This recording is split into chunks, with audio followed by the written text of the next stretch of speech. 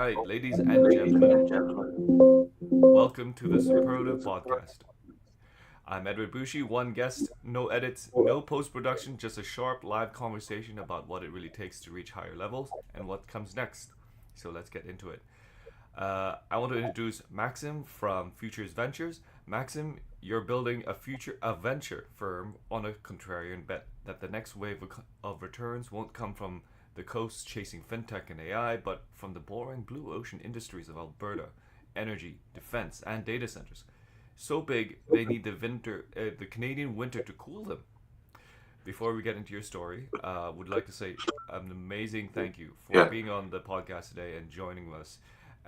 Would like to start off. Could you give us two sentences about Future Ventures and what you're building, and we'll get back to that. for sure. Future Venture started off as a capital advisory firm focusing on helping companies with $5+ million in revenue accelerate both accelerate the growth journey through the capital or strategy, and that has ballooned into helping helping ventures find new beachheads, helping ventures expand internationally, Mm, and most recently getting into the AI quantum data center um, industry with power generation assets. gotcha. So, Maxim, I want to learn a little bit more about you, right? Like, where you Sure. got your start. Were you always in ventures? Like, how did you get bit by the VC bug? Always entrepreneurial. I mean, I remember I was a kid growing up in Bulgaria, and I still, I don't know, 10, 11, 12 years old. I was buying antiques and selling antiques as a way to make extra money as a kid back then. I mean, I've always worked hard, like helping my grandparents at a farm, buying and selling antiques. Um, my first company, official company, came in '99 Hmm. when I was in my third year of university. I started a video production and post production company with three other partners. We ran this company for 3 years before before we decided to fold the company for a variety of different reasons. And so this was my very first start of in kind of entrepreneurship. Yeah. Then I spent 10 years with EY, 3 years with Deloitte before before deciding to start another venture. Mm-hmm. And it started off as a hobby, completely as a hobby. I met I met an Italian citizen that was living here in Canada purely by accident. Our kids were playing in a Yeah. park in Banff, and we got talking to another set of parents with kids similar age to us, and we got talking. And he's an Italian sommelier, and he loves wine. And my Mm-hmm. grandparents had vineyards, and so we were like my grandfather was making wine, and so You had a lot to it relate to. exactly. So it was type of wine back. I'm talking 2015 that was not common in Canada. It was natural and biodynamic wine, which is now you see it at all of the hip bars and restaurants, but back then that wasn't the case. Mm. So we decided, why don't we start importing our own? And it started off literally just as a hobby that. We imported 12 SKUs and 2 pallets of wine all together from three different producers. Wow. And literally, like, I mean, we're talking 2015, we were the only natural and biodynamic importer. And one of the very, very few orange wines back at the time. Now So it's orange wines.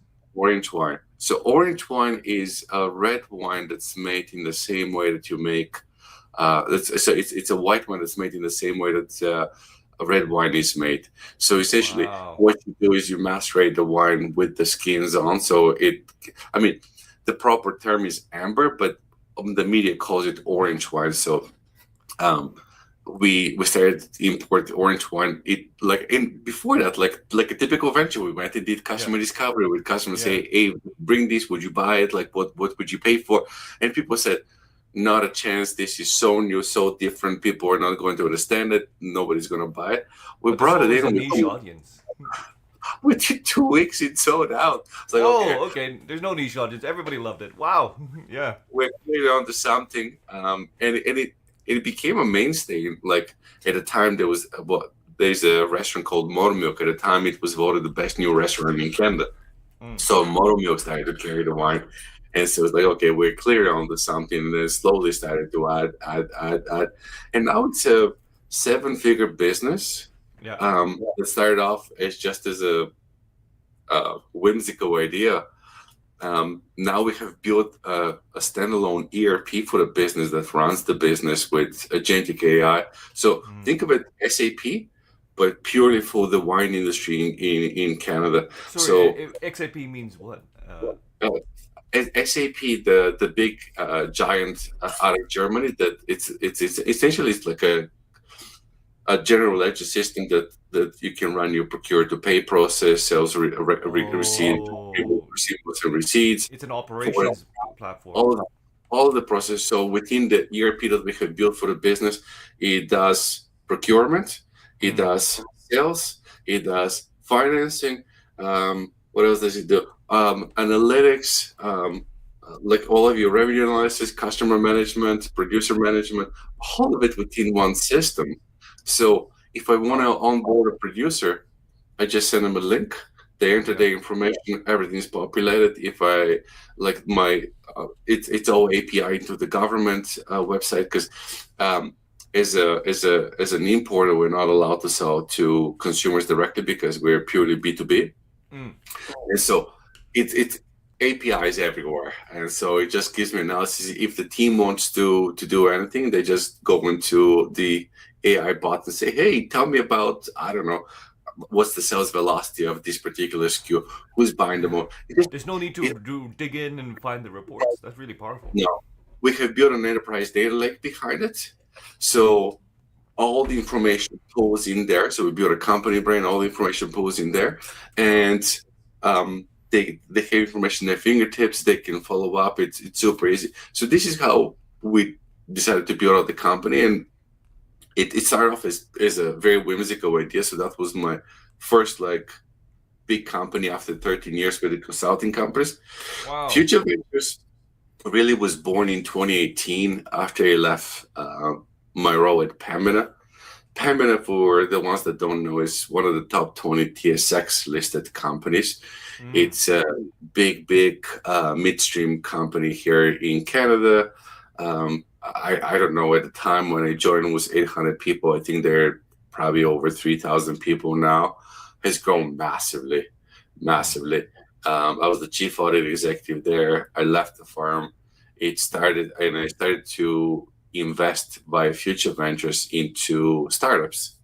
So the first year I probably made 5 investments into different companies. At that time, blockchain was really popular. So a blockchain company, a property management company, a blockchain travel company, and so this is where I got my start into like actually investing into ventures, and then from there on, Future Ventures really grown to advisory firm, and then now into a venture seed firm where we invest in the 3 industries that you mentioned. Energy. We live in Alberta, so our investment is very much focused on investing in embedded software companies or software plus hardware companies that specialize in energy defense or manufacturing. Now, why this industry? Well, because in Western Canada, energy is everywhere, and so if you have a company with technology that's unique, that's different, it gives you a competitive advantage. Many people don't know, but Alberta is a leader in quantum. University of Alberta is one of the best universities in Canada and globally. So in terms of hotbeds for innovation, Alberta stands really tall and really proud. We lead the country in terms of population growth, GDP growth, venture debt growth, venture investments. Now, where's like Edward, you're calling in from Toronto, so in terms of years, we're probably 15 years behind Toronto in terms of where we are, but we have a late start compared to Toronto. And so if I kind of rank the ecosystem in Canada, Toronto, of course, is number one. Vancouver, Montreal maybe hold the kind of the second spot, and Calgary is the third spot in terms of like ecosystem. The government is really, really active. So about 2021, I think, is when they decided they're going to start investing disproportionately in diversifying the local economies. And so they continuously update the thesis. And at the moment, through an arm that the provincial government has set up, both of Innovates, have identified 4 priority industries. Quantum, data centers, AI is one of them. Energy, naturally, is the second one. Agriculture is the third one. There's 4 priority industries, and that's where the government is what they call combustible capital. They understand that in the beginning, you have to spend money to make money. So in the beginning, you are investing in a lot of early stage companies that eventually will grow. And so naturally, there will be a high attrition rate. And so that was 2021. Now this is moved towards more of scaling up companies where, okay, we're now just a different thought. There's a project in Calgary called the Butterfly Project that tracks the number of startups in Calgary. Yeah. There's over 1,200 startup companies that they're being tracked through the Butterfly Project. And you can see it if you go into Platform Calgary, which is the innovation center here. You can see like a billboard with logos, and they're becoming really tiny because it's kind of hard to fit 1,200 companies on a billboard. Yeah, but it's soon there's more companies that'll be just dots. You have to walk very close. One of those universes where you gotta fly into. No, it's it's tremendous to see what's happening in Calgary. So much energy. Going into starting up and scaling up companies. Now we're having unicorn. And figuratively. 100%. 100%. Yeah, I know. It's a really exciting place to be. For the venture seed fund, the reason why we're choosing to focus on the industrial heartland, both in Canada and the United States, is venture investment. 70% of venture investment is concentrated in the coastal region. So we're talking either the Atlantic Ocean coast or the Pacific Ocean coast. So, and I mean, naturally, if you think about kind of like AI companies, a lot of them are on the Pacific coast. Yeah. So 70% of venture investments is there, and valuations on the coast are 30% higher than the valuations in the industrial heartland. And so if you're thinking about in Canada, we're talking about Alberta, Manitoba, Saskatchewan, parts of Ontario, and then that swath of land that goes south of the border. We find that there are amazing opportunities in this space in emerging companies. Yeah, go ahead. Yeah, so I was gonna ask, if let's say, correct me if I'm repeating the numbers wrong, but like if there are like 70%, if there's only 30% in the interior of Canada that's focused on going after companies, and most is on the coast, what do you think is happening with investors? Like, why are they they're not why are they biased towards the coasts, and like what are they thinking about? What's their perception right now of Alberta if they think this way or invest this way? So there's a couple of there's a structural challenge and there's familiarity bias. The structural challenge is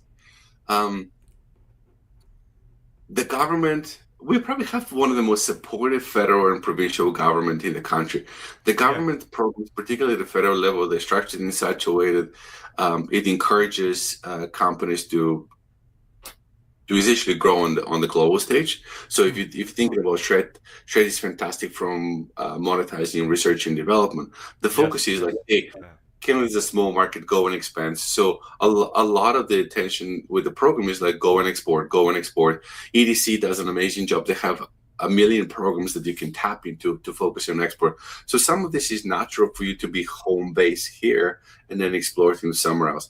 The other thing that Calgary has that's kind of unique is it's one of the very, very few municipalities with a venture fund. In Calgary, we have a fund called Opportunities Calgary's Investment Fund. It was started circa 2021, thereabouts. I don't remember exactly when it got started. Up until this year was a $115 million fund to invest in ventures. And the city passed a resolution, I think it was at the end of last year, to top up the fund. Now it's a $200 million fund. About 50% of it is deployed, 50% of it, it's still waiting for the right companies to deploy. And so from an economic development perspective, this is amazing because the criteria is like, can we find a company to invest in that could grow big, and it's a city, right? So the city is looking what would create economic prosperity for the city in terms of jobs, in terms of other economies, spur off economies. So this is an example of how Calgary is leading the country in terms of how they're thinking about venture.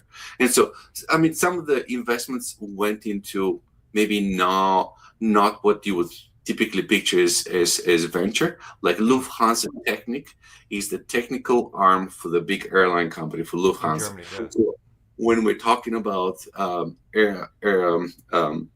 airplane engines maintenance and support, that center is just being established in Calgary. So it's high value job, like highly specialized job that create economic prosperity. So the city finds ways to support startups, be it through they will find you office space for free or highly subsidized, or will find your land or whatever it is, will give you money.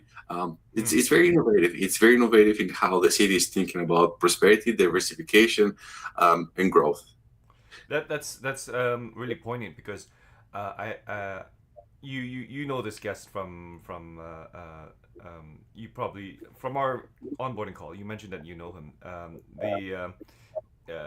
I think his name is Taggart, Bruce Taggart from Qubit Ventures. He was talking about how when when the U.S. government is essentially promoting and is fostering the quantum industry in the U.S., they did that by essentially putting a government mandate that they want quantum, and also putting a huge amount of money to be essentially the on the cap table as well of many quantum computers, quantum companies. You're painting a picture that Alberta is doing the same thing, and that they reaffirm their commitment to like be the investor for funds. That creates an interesting environment where companies are essentially not as risky as they could be because investors are not going there by themselves. Has the have investors taken notice of this? Have they co-invested as well? For sure. I mean, what we're seeing is the government. In Alberta, we have the Alberta Enterprise Corporation, so it's a fund of funds. So essentially, it's the government arm giving money to venture capital firms to invest because. Oh wow! They even give ventures firms. Yeah. Yeah. So what the government recognizes, and rightfully so, is that they have limited resources, so they are not able to be everywhere and anywhere. And as such, they have essentially tapped venture capital firms, to be the allocator of capital into venture. So it used to be that Alberta Enterprise Corporation will write $5 million checks into funds of venture capital firm. I think they just recently opted to a higher amount. And in terms of venture capital firms that they have invested, there is a ton. And in many ways, this is no different than, for example, RBCX, the venture firm for RBC, or CIBC Innovation, the venture firm for CIBC. That how it invests. They take a pool of funds and they give it to a venture capital firm to invest and deploy. Gotcha. Okay. Wow. I didn't know it was even like the attitude to investing in companies even even to like deploying to VC funds too. Mhm. So if you were to compare, if you were like talk to a VC, right, Mhm. and you're saying you could choose companies in the coast, but you could choose companies in Alberta, right? Mhm. What would you how would you characterize the difference in companies besides just hey, we have lower valuations for companies here. Mhm. Your multiple when it goes up is Mhm. much higher. Like how what else would you say, and what else are uh, if you had to be honest, what also are the trade-offs also of having a For company sure. in yeah. Amazing innovation, amazing ideas, amazing companies here that Mm, they're starved for capital compared to the coastal areas. Um, the areas of focus for these companies are unsexy. We're talking regulated industries, we're talking industrials, we're talking manufacturing. So they're not as sexy. Um, the other thing about this is venture chases the dollars that have the highest exponential return, mm, um, and the companies that they're typically being bought in industrial heartland don't have the same velocity as AI companies on the coastal areas. That's one. So for this is probably the primary reasons as to why industrial companies here get overlooked compared to AI companies on the coast. On the flip side, Calgary is one of the most livable cities in the world. It's been ranked top 10 for, I don't even know, probably the last 15 years. Um, high quality of life in Calgary. It's a very clean city, extremely mm, clean.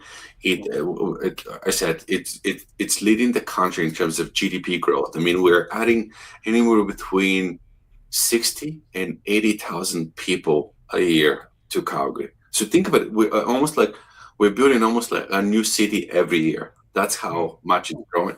So if you live in for comparison, Calgary is 1.6, 1.7 million people. San yeah, Francisco proper is yeah, 700,000. Now, the Bay Area combined kind of comes the same as Calgary, but Calgary is a big city. It's top 20 in terms of population in North America.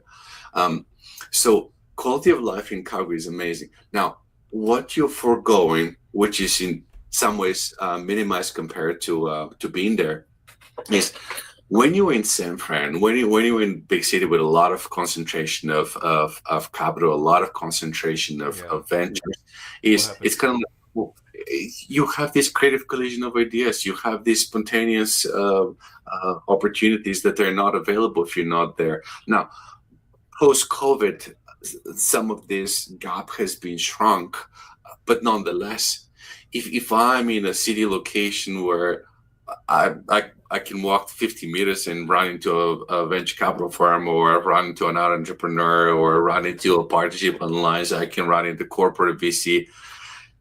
It's a lot more opportunity. It gives you velocity that you wouldn't have here. Just the reality. I mean, it's the same reason as to why you have four gas station on a intersection, right? Mm, It's co-op marketing. Like you drive more attention. So when you're starting off from behind, we don't have that. So if you're talking about entrepreneurship or founders that have been there and done that, the founders that have exited and have capital and they can deploy that capital, mm, it just we don't have that vis-a-vis. Like if you're in one of the big centers that's very well known for entrepreneurship, being San Fran or New York, yeah, it's everywhere. yeah. But the trade-offs there is like you're going after multiples of like of valuation. You're competing against other VCs. 100%. Yeah. 100%. Mm, I mean, but even from a standard of living perspective, mm. um, in Calgary, you can buy a house for 500,000. There's no way that you can buy a house in New York or San Fran for 500,000 A Canadian. whole house. Yeah. Yeah, a Yeah. whole house. We're talking maybe like a studio apartment at best. Mm, Right. So a lot of people are now choosing Calgary as the place to come and set roots and establish life. And now being in a virtual environment, I mean, Calgary has direct flights to practically anywhere. We're flying with my wife to Mexico City in September, but you can fly to Rome, to Paris, to Amsterdam, to San Fran, like all direct. So yeah, you can jump on a plane in 4 to 6 hours. You're somewhere else. Yeah. I love the how you paint the picture here, right? You're painting a picture here that it's Calgary is on the up and up. There's government Yeah. backing. Not only is it compelling from a VC's point of view, but also from an entrepreneur's point of view, right? Yes. So like if you wanted to build a team, or Hmm. rather focus on the work and do it comfortably, right? Hmm. And take advantage of this growing opportunity. Alberta is a place to do that. I love how you Yeah. see things from two perspectives. I love Calgary. It's an amazing city.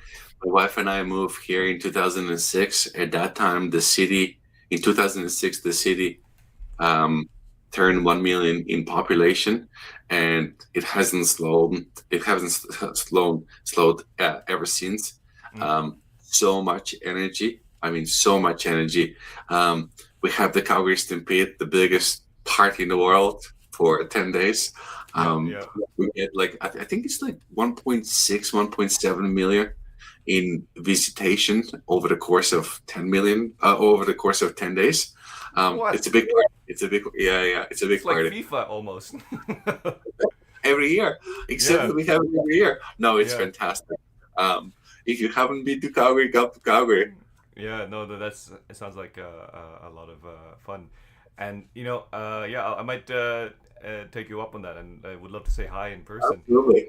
Yeah. So talking about founders, right? Another Hmm. thing that's stuck with me on from our onboarding call, right, was you held a strong view that most founders approach fundraising the wrong way. We're gonna take another tack a little bit. 100%. A pitch deck with nothing behind it, right? Where did Hmm. that conviction come from, and was there a specific moment? Was there a specific moment that you watched where it all, went badly for a founder? So, as I said, Future Ventures, boutique capital advisory firm, we would be approached by companies saying, "Hey, I'm running out of money, or I've stalled in terms of growth. Can you help us raise some money?" Mm, And when we double click to examine the process that they have in place, it's typically what we would get is a pitch deck. And they're like, "Can you help us raise money?" I'm like, "Okay, tell me, what is your equity story? What do you have? What assets have you created? Do you have podcasts, mini mm, clips? Do you have a pitch deck, financial model? Does the financial model math? Does the math this tie with this? Is it proven? What are the high trust signals?" mm, And then as you start peeling the layers of the onion, it's just not there. And so I said, "Well, okay, well, who's in your target list of investors?" "Well, like we've approached," and they give you two, three names. I'm like, "That's not how you raise capital." I mean, and so this is what prompted us to build out the capital intelligence platform to support our clients with their fundraisers. So mm, what we do there is like, okay, to us, the proper way of a founder or a company raising capital is to be very methodical. So be clear on who you are, be clear on your purpose, be clear on your positioning, why you're different, be clear on what are the high trust signals and attraction signals that you can send to an investor. And mm, then build it as a system. Yes, it is important to create the assets to support a fundraising effort, but the most important thing is to start building the relationship with investors early. So what does this mean? So if you go into our capital intelligence platform, we have 18,000 investment firms. If you take all the investors that are investing in startups as part of the firms, on average, we're talking 3 to 5 investors per firm. It's a big number. It's 50,000 people. So what we're saying is like, take that list and narrow it down to what are my top 20 prospective investors that they need to start building the relationship with. And then once you have the top 20, start building relationship. So we're going to invite them to virtual lunch or virtual coffee. We're going to have dinners in their city or whatever it is. We're going to invite the investors to get.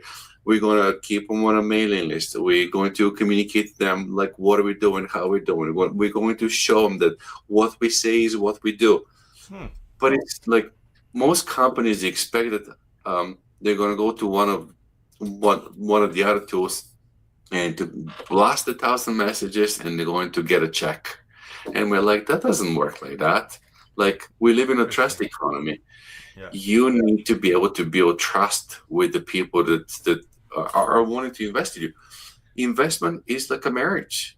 Mm. You doing a lot of due diligence. Is this the right partner for me? And it goes both ways. It's not just the investor doing due diligence on the founders. It's the founders doing due diligence on investors. And the only way that you can establish trust, rapport, and credibility is to build a relationship over the course of 6 to 9 months. Now, Yeah. Even if if you're not funding, if you're not raising funds, you still have to build that relationship. you're all like, as the saying goes, always be closing, always be Always be raising. close. You Yeah. you're always raising, always raising. Every conversation is a fundraising conversation. It may not be shaped that way, but you're always raising. And so, particularly if you have ambitions to be a venture-backed company. Now, Mm. if you are focused on being a more of a lifestyle business or private equity, that's different. You can choose to be slower, but if you want to grow fast, you have no choice but to always be raising, because like as Mm. soon as you hit one set of milestones, the next set of milestones comes along, and the next set of Mm. milestones, and those milestones are typically supported by capital or resources, being human resources. So you have no choice, and this is where I continuously see founders go wrong. They think that it's something that you do. Yeah, it's certain inflection points. Okay, well, I've hit this inflection point. Now I have to start raising. Uh, like, if you have the relationships with investors, you can close around within 2 weeks. I mean, I'll give you an example. Mm. We had a guest on our podcast, Greg Abel from Gynomics, a company based out of Palo Alto in California. Yeah. Um, he came on a pod. He has built a relationship with investors. Within 1 week, he had the fund, the round fully allocated and oversubscribed. But this is because he has had continuous conversation with prospective investors. Hmm. So it's like, hey, I've opened my round. Great. I know what you've been doing for the last 9 months. I'll write you a check. Wow. So, Yeah. so how does that work in practice? Because like, if you don't mind me talking about the the brass tacks of it all, right? Because Sure. I know at a high level the concept is feast or famine, right? It's like a company, they go out and they make a lot of effort to attract clients, right? But once Yeah. the client work is done, right, they didn't make any effort to get more clients. So the at the end of the pipeline, there's another waiting Yeah. period of Yeah. generating relationships, then closing the Yeah. clients, right? So it's feast or famine. There's a period of money coming in or income coming in, and then waiting, right? And it seems that it happens the same way with VCs, right? Hmm. When they build relationships with funds, and it seems very much true for company founders, right? Hmm. Uh, and I get the point of like doing outreach and stuff like that. But like, what does it look like on a day to day? Because like, uh, let's say that founder that you said he just Yeah. closed in like two Right. weeks. Yeah. What do you think a founder's day to day should look like when he's trying to really build relationships with investors? Is he doing podcasts? Is he doing newsletters, or is he doing reports? Well, with these investors that they're in. Did he collect the investors into a newsletter? So I'll tell you what we're doing because we have from a multitude of conversation is where we've arrived at. Yeah. Um, Podcast. I mean, now it has becomes very, very popular, but it's probably one of the most um, underlooked medium. It Hmm. probably has the highest benefit. I mean, even if you took from the U.S. presidential election that occurred, podcast holds far more importance and weight than traditional news media. Hmm. So what we're coaching, advising our clients, CEOs, and founders to do is as follows: have clarity with yourself around the things that you're amazing at and the things that you're not. The things that you're really good at, focus on. The things that you're not, find a way to delegate to outsource. That's kind of like the core principle. Be vulnerable with yourself, be vulnerable with your investors, be vulnerable with your employee base in terms of where you are. There's natural reflection point moving from a solo founder or one person and one idea to becoming a startup to becoming a scale up. There's natural reflection points. A lot of people don't have these conversations with themselves until there's like an oh fuck moment. It's like, Hmm. oh, my cells have stalled. What now? And so the other thing that we're, I mean, that's the reason why we do a lot of coaching is like, hey, let's have that clarity and transparency. Are you doing the things that matter? Revenue solves all problems. So our advice is to founders is always focus on revenue, revenue, revenue. But at the same time, you have to build out the system and talk about a pyramid, governance, people, process, and technology. And all of those have to be in sync in terms of how you build a sustainable company. You have to have a solid foundation. So back to your question, particularly around like the investors and how to curate that relationship is like, in many ways, think of us less of a capital firm and more like almost like an investor relations firm. So Hmm. we will augment if the founders is amazing at keeping their investor base informed, fantastic. But at a minimum, you need to be sending out a monthly newsletters to your prospective and current investors. Like it's just non-negotiable. Hmm. Um, you need to find ways to connect with them and stay relevant. You need to continue to build a relationship with them. I'm talking prospective investors.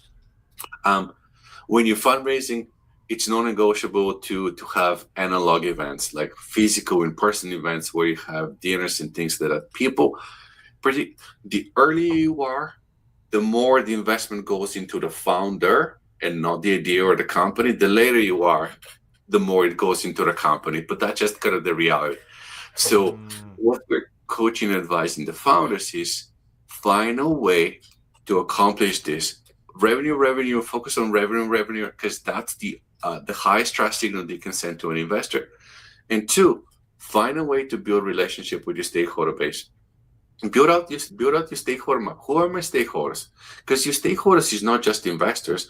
Your stakeholders, your employees, your partners, prospective partners, governments, regulators could be your stakeholders, your investors, and find a like build a strategy around how am I going to build a relationship. And you may decide that at this juncture in time, it's not as important to focus on this stakeholder group, and that's fine. Hmm. But you always have to keep in mind who are my stakeholders and what do I need to do to have them to keep them engaged. And if you focus on this, if you have a systems underneath that you can execute upon, Hmm. undoubtedly you're going to be successful. Hmm. So like it makes me think like as a founder, right? If I were to, Mm-hmm. it sounds to me like it's about building cadence, right? Of being relevant, Great. and while um, also building relationships from the founder side, really getting to Okay. know their stakeholders and their VCs. I'm thinking of it as like once the company's running or you run like meetups, for example, in Mm-hmm. your city, right? Run content, maybe like Mm-hmm. podcasts, right? If you like Okay. going to other people or hosting your own, it sounds like that as newsletters, but they're all tactical. the point is to always find a moment to bring people together and Hmm. do the outreach. I, I love the idea of investor dinners, right? Because I always see it as something a big event person would hold, right? But even a company hosting it would be a good idea because you could bring your Yeah, customers in and you could yeah, bring your investors in, and investors see that customers actually love the yeah, product. yeah. But I'm like the typical dinners that we host, they're sub 20 people. Yeah, it's not meant to We're be not, hundreds. Yeah, yeah, we're not talking about 200 people dinners. We're talking about you would have like let's say that you're in Toronto and you have 4, 5, 6 investors you want to bring together, and you have maybe 1 or 2 founders. It's a dinner for 8. yeah, Invite customers. I mean, we're not talking, but guess. I mean, can you imagine, like, if you have a current investor with a prospective investor, and the current investor is saying, "Hey, I invested. This is what I'm looking to. Like, this is my perspective from the outside in terms of what the company is doing." mm, I don't think you can get any higher trust signal than this peer-to-peer talking, saying, "Like, I invested for this and this reason. That's why I'm yeah, planning to deploy for long capital, whatever it might be." It costs you what, maybe $1,000, $1,500 if you're a company looking to raise, I don't know, mm, 5 million, $10 million. It's a drop in the bucket. yeah, yeah, But your point around cadence, it's kind of like friendships. yeah, Um, yeah, for you sure. build a friendship if you don't call your friend. Yeah, Yeah, yeah. yeah. Like I've known this friend for like decades, and yeah, like we would Mhm. always do the silliest thing where we would every 2 weeks we would go to the nearby IKEA and just go get ice cream and hot dogs and chill out. So it seems like the cadence is the most important point. It could happen in any shape.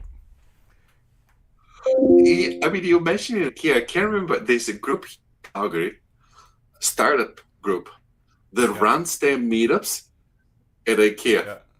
In the Wow. cafeteria. Free space. I'm not kidding. Shout out to Cheap hot IKEA dogs, for cheap ice supporting that cream. venture.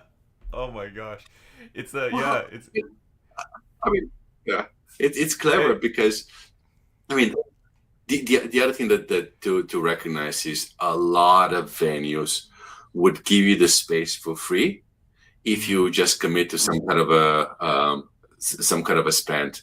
And so these pubs here, these restaurants, particularly when they're closed for customers, they would open it up. It's like, go use the space, go use the venue, promote the venue. yeah, It just absolutely, incremental spends. In some cases, there's restaurants or locations or venues that have like a room set aside. Even pubs here in Calgary, they would have like a kind of like a back room that's like a prop room where they host events, where mm, you can have the space just allocated to you. And if you wanted to, if it's like a meetup rather than a investor dinner, everyone can pick their own bar top.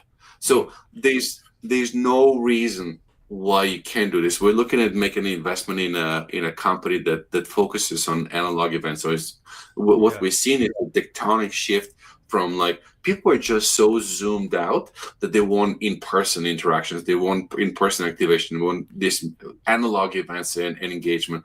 And so you need to focus more on this. Yes, it does take time to plan and execute, but it's far more valuable than jumping on a Zoom or virtual call and talking to somebody. yeah. For the amount of effort you put, it's worth it. The amount of interaction 100%. in person, yeah. 100%. So, I want to give some time here to future Yeah. ventures. You mentioned a few companies, Yeah. right?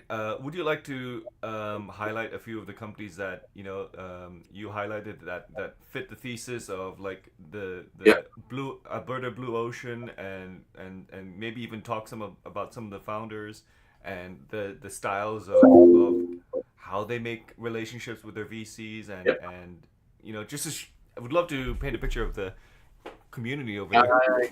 I gotta be careful. Of course, yeah. If you're comfortable sharing. Um, One of the companies that we're working with, we're really proud. They're in. they have developed triple use technology that they deploy in energy, defense, and agriculture. Mm. Um, a patent portfolio of 150 patents into 29 patent families, growing and scaling leaps and bounds. Amazing, amazing company, an amazing founder. This is an example of a company that doesn't doesn't know how big it could be. Um, and I think this is a pure Alberta success. We have a lot of companies that have developed amazing technologies here in Alberta that I'm really proud of. I intentionally I have to be very careful in terms of what I say. Mm. In terms of future ventures, a lot of the companies we have worked with are from outside of Alberta. Um, and, and naturally, the reason for it is companies, particularly if we're talking US companies, they're very aggressive on growth.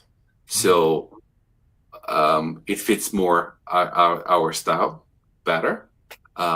We love Alberta companies. I love Calgary, but things are still a little slower in terms of the mindset, in terms of how do we grow and scale a company on a global stage. Mm. But there is no shortage of success. I mean, if you look at one of the companies that was involved back when I was with Deloitte as a consultant was a company called Benevity Social Ventures. Benevity is one of the unicorns. When I started to work with them in 2013, I think it was, Yeah. they were in the copper block, a building right across from Mountain Equipment Co-op, and they were in a rickety 3-story building with an elevator that would take like a minute and a half to go from the first floor to the second floor. Probably I mean, operated by hand or something like that. yeah, Yeah. correct. No, Yeah. not quite, not quite. But Benevity is one of the unicorn companies in Calgary. Mm. General Atlantic, I think, came in 3 or 4 years ago and bought out some of the previous investors. And I don't know what they are in terms of like valuation, but I think they had about $2 billion in revenue. They're the leading company for deploying capital into deploying capital. Essentially, what they do is they help corporations, Yeah. help the employees of a corporation donate money to their favorite charities, or I'll donate hours to their favorite charities. That's essentially the essence of the platform. So this is an amazing company that started off and I know the 5 founders well. Brian de Lottinville was the principal founder. Amazing guy, amazing guy. So this is just an example of company. We just need more successes like that here in Alberta that Mm. they're driving the momentum forward. But there's plenty of stories like that. There's companies that are in the VR space. There's companies in the quantum and AI that are doing amazing things. I'm just trying not to pick us. How do you pick your favorite children? But Oh, also, yeah, yeah, yeah. Yeah, I get I the, don't want to get in. Yeah, yeah, I get the mentality there. But yeah. I appreciate, like sharing that, right? So I want to say that this has been like a really really like fun Mhm. expose, right, of the Alberta community So of we're the what, yeah, there you go. Oilers. Stay United. Yeah. Stay United. By the way, I'm What? very much pro One Canada. I am Okay. not in favor of separation or anything like that. I think that we're stronger together. I mean, Mm. if you Oh yeah, look that at if you look at you could have gone into this part. Yes. Yeah. yeah, I mean, I get some of the sentiment around Alberta being the richest province and sending equalization payments to other provinces. I get Yeah, that. I heard that. Yeah, Um, I know but that. Yeah. people don't take into account the intangible capital that we get from the other provinces. Alberta, for the last, I don't know, 20 plus years, has benefited from net flow migration. So we receive more people from outside of Canada and from other provinces outside of Alberta than we do. Then who paid for that education? Who paid for this rearing? It wasn't Alberta. Yeah. If you have a Canadian citizen relocating from Ontario, which is common, to Alberta, it was the Ontario taxpayers that paid for the first 20 years of somebody's life. Mm-hmm. So we get to benefit, but it's not through equalization payments. Is through, I guess, brain movement from one province to another. So Yeah. it's not all bad. I mean, you don't have to look too far. Like if you look at Brexit to see what kind of a colossal failure Brexit was for the UK in terms of Mm. exiting the European Union. So why would I want separation? I, Yeah. yeah, Oh, you make a very interesting point because the yeah. machinery that Alberta is, sorry, the environment that Alberta is thriving on, new Hmm. flows of migration, right? Um, companies being, or rather, the government investing in funds.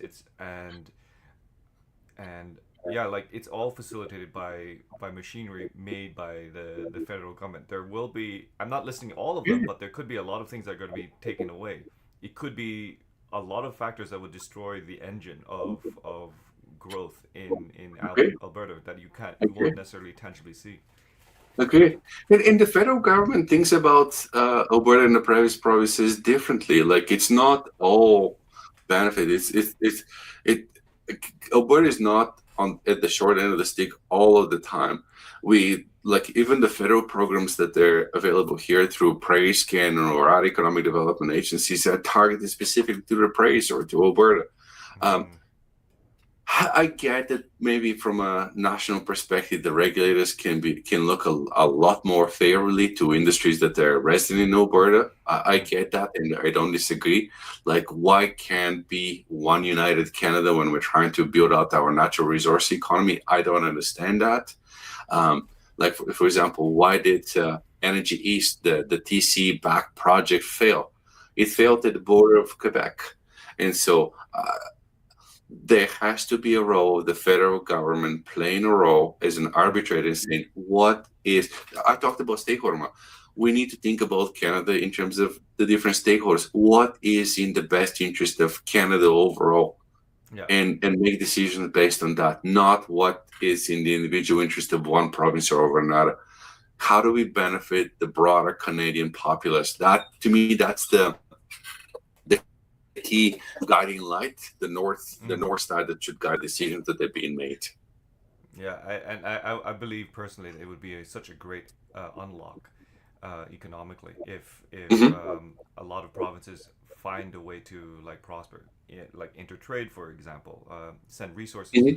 make the Canadian nation much more like prosperous because it could sell energy I or mean, export it efficiently. I'll give you an Yeah, go example of ahead. this, Edward. I think it was 2016, 2017, thereabouts. I don't remember the exact year. Alberta and BC have an interprovincial trade agreement called TILMA, Trade and Interprovincial Labor Agreement. I think what it stand for. I'm like, these are two Canadian provinces that border one another, right? And you have to have a trade agreement between two provinces. As if you're two nations, two countries. Yeah. Exactly, exactly. So on the surface, it looks like we're one Canada, and I'm all very much in favor of one Canada. But I think that we need to break down, smash down some of these barriers that stand in our way, that they're internally erected, and so Mm. we need to find a mechanism that it's a win-win, mutual benefit that Mm. benefits all provinces. Yeah.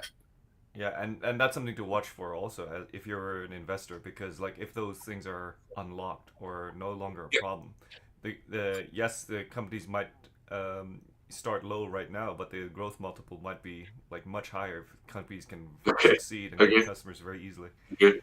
Yeah. So Maxim, I want to say a really big thank you for sharing your insight, sharing what it's like over there in Alberta. As a Torontonian, I'm actually very piqued. I want to like go visit Calgary now, and I even want to like after this in the afternoon. I'm Yeah. thinking of going to find the amber wine that you mentioned. You know, it sounds very delicious. Amazing. There's Yeah. no choice. I mean, you might have to go to the specialty shop rather than LCBO. But Okay. even in LCBO, if it's LCBO signature store, you should be able to find. And there's Canadian producers that make it as well. I mean, um, uh, there are more wineries in BC than there are wineries in Ontario. Difference, but go support Canadian first. Go Sure. try amazing, amazing, amazing value coming out of Canada. Yeah, totally, Yeah, totally. Yeah, so, like Maxim, like this has been.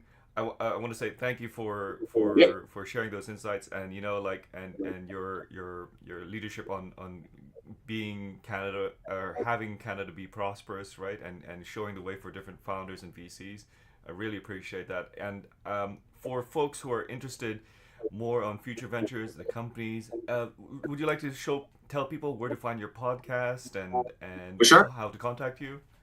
for sure.